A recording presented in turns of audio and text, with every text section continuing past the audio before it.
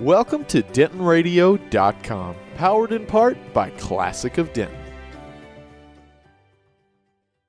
Well, thanks very much for joining us, everybody. We are live here at DentonRadio.com with a double feature. We've been sitting down with a lot of the folks from Thin Line, getting to meet some of the filmmakers and performers and artists that are making this such a cool festival. We're now in day 3, and we're getting to sit down with 2 different filmmakers. Sitting next to me are... We'll start here. So I'm Emelie Mahdavian. I'm the producer, writer, and editor of Midnight Traveler. It's a featured doc at the festival. And sitting next to her is... My name is Reilly, and I'm the director, producer, and editor of At Arm's Length, which premiered yesterday. Awesome. Well, guys, thanks so much for spending time with us today and coming into the studio and hanging out. Tell us a little bit about your films. Emelie, we'll start with you.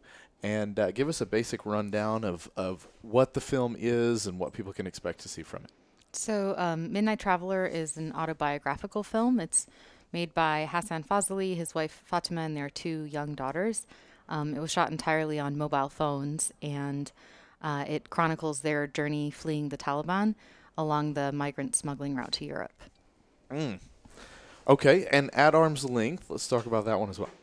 At Arm's Length is about 2 veteran journalists who are trying to reconcile their relationships to the victims and survivors of a shooting in Sutherland Springs, Texas, as the 1-year anniversary approaches. So the 1-year anniversary was November 2018, and the shooting occurred in 2017. Wow.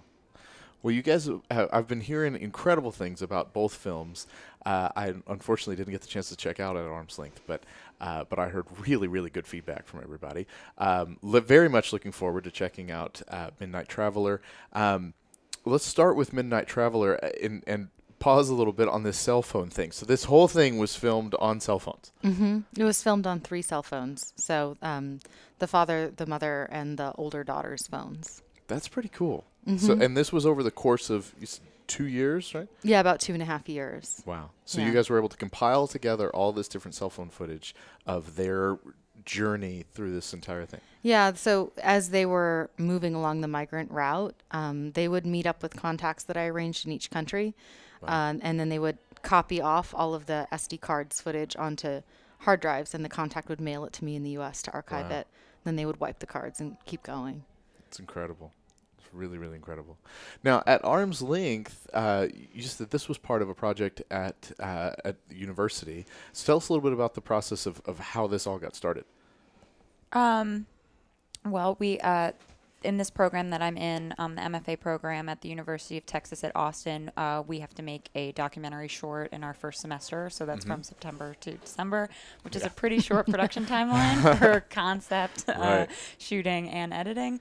And I essentially was looking into, I'm very interested in media ethics, and I had read an apology in the Dallas Morning News by a reporter named Lauren McGaughey, who's in the film. She had written an op-ed essentially apologizing for the way the media treated this town, and I was interested in talking to her to learn a little bit more about why she felt compelled to write a letter like that, because I hadn't seen very many journalists apologize for just essentially doing their jobs, and it sort of went from there. She introduced me to the community in Sutherland Springs, and I spent a lot more time talking to people about their experience with the media. It's really, really cool. So what drove you guys to create these films? Like, I mean, we sort of touched on it with you a little bit, Dana, but Emelie, what made you want to create Midnight Traveler?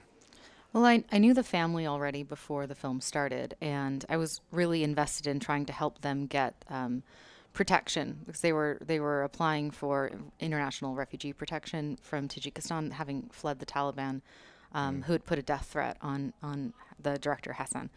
And so I already knew them, and I was already very engaged in that.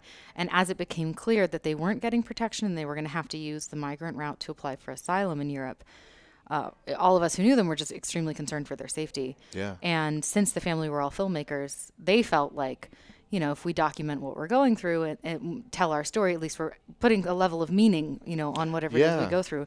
And they needed support. They need you can't do something like that by yourself. Right. And so I said, absolutely, like I'll work on it with you. And it was a very interesting journey that none of us knew what we were really getting into. Yeah. when No we kidding. started. Wow. Well, it's really incredible, and both stories are amazing, and to have been working on a film as part of your schooling and then have it in Thin Line, that's pretty stinking cool to me. It is. It's very cool. Has there It's been very any other exciting. festivals that you've been able to, or is this the first one? I was at Very cool. AFS, but this is That, and so they're doing like a plane building demonstration or something. I just think it's really cool, and all these accompanying activities to go along with it. So it's been really, really awesome. Are there any films that you guys have seen on the lineup that y'all are interested in seeing while you're here? Oh. Well, so I partly am here because both my parents are from Dallas, so Cool. I came to see family, and my cousin's a photographer, so Instant Dreams was very much on the radar. Yeah. Dig it. Very cool. And my just to plug my professor from UT's film is playing. Oh, smart. sweet. Very, very good. Molly Love and Anne about Molly Ivins and Anne Oh, Richard. very nice. Yeah, You need your that's sheriff's amazing. badge. Mm-hmm. Yeah, they have at Sundance. Everybody had sheriff's badges on in order to, they were deputized Oh, that's as cool. Molly Ivins. Yeah. Very, very cool. Well, guys, we could not be more excited to have y'all here in Denton. We've got all these great filmmakers all over the place. Guys, if you have not gotten your spot for Thin Line, you've got to do it. It's a free festival with all this music and entertainment and all these documentary films and all this really cool stuff going on. Doesn't cost a thing. You just have to register at thinline.us to save your spot, and then you can go check it out. And we have 3 more days left. Well, 2.5 really, but 3 more days left of this really, really cool festival. You've got to check it out. Guys, anything else we want to touch on before we wrap up about your films? No, I just look forward to seeing you there if you come. Most definitely. Ditto. Awesome, guys. Again, thank you so much for coming by the booth. We really appreciate it. Y'all stick around to DentonRadio.com. We'll be bringing you all sorts of info about the festival and all sorts of activities and good stuff, as well as all that great local music like we always do. Thanks again for coming by, guys. We appreciate it.